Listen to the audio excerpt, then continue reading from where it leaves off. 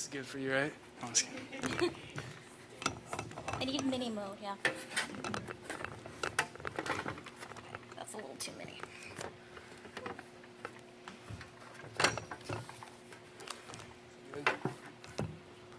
Yes, thank you. Got a couple pieces here. I've written for quite some time. I just recently started speaking. Kind of recently found out these little gatherings were a thing.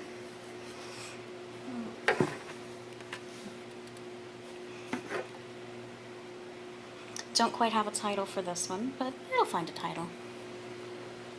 Lost and alone, ever longing, ever seeking for a home, the place where we began. Strangers in this world, questing and undone. We are a people unsung. Beauty beyond description we are. Pain without measure we bear. Lost beyond comprehension we know. Nameless but to a few, ever hoping, we cannot cease to defend what is pure, to speak justice. Champions of the downtrodden men, even as we are ground to the dust, we open the wings of our being to shelter the true. Our souls remain always, both timeless and ancient. Our hearts are aflame within, giving vision to the discouraged. Our dreams, they lie shattered, yet we still give the pieces away to those who have not. Our spirit lives, driving us ever on in hope. Home we may find someday, and in passing each one, broken, desolate, despised, beaten, different, and rejected, yet hopeful. Longing for that which we know, pining in our exile, ever seeking we press on. This, our gift, our purpose, our sacrifice, our being, a people broken, scattered, yet healers.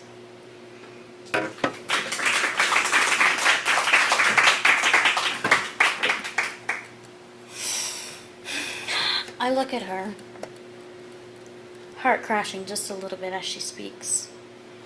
You don't look like one. What you mean is that I don't look like what you see on your TV. I'm not the myth that you would like to believe. Some relic of the past, war paint, buckskins, a language not understandable to you. I make a difference. I don't live in the barely disguised refugee camps that your ancestors destined for my kind. I came off the page of your history books. I departed from your carefully made mythologies. I'm college educated. I have 1 degree, and when I'm done, I'll have 3. I don't look like one. Like the relics you have in that museum in D.C. You put dead things in a museum. And though my father felt he had to hide who we were for my safety, I'm very much alive and I'm very much free. The time is over for feeling guilty. The time is over for looking in a history book to find me. I don't look like one? You're looking at a lie presented to you by people with blood on their hands. Time to accept reality. Time to look right at me.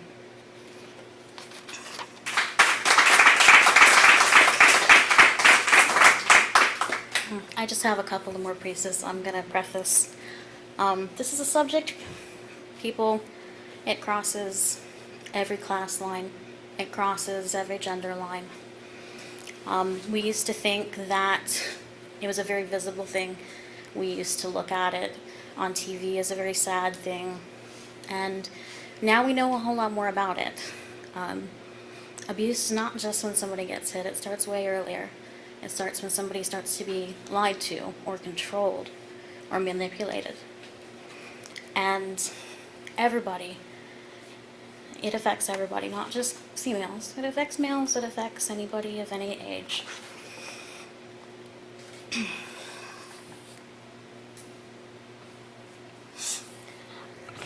I love the way that books are your best friends. I love the way your humor always strikes home. I love the way your lips float over my shoulder. I love sharing our early morning coffee. I love the way I am your shelter. I love the way your teeth break my skin. I love the way you make me with baritone greetings and soft kisses. I love the way I'm looking at little houses now, eyes bright with dreams. I love the way we've talked almost every day.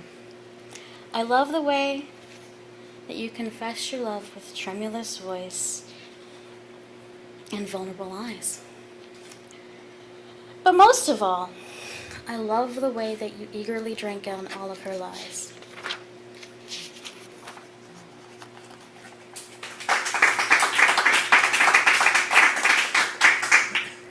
Fuchsia and dashes of purple, late nights with adorable friends, and big salty tears buried deep in blankets when the world just isn't fair. It's enough to make me want to battle the bullies and to hold her tight. Fuchsia and dashes of purple, like the color of bruises, but invisible when left in the soul instead of the flesh. Late nights, missing once near friends. Tears that won't stop as loved ones keep mimicking barely buried hatred.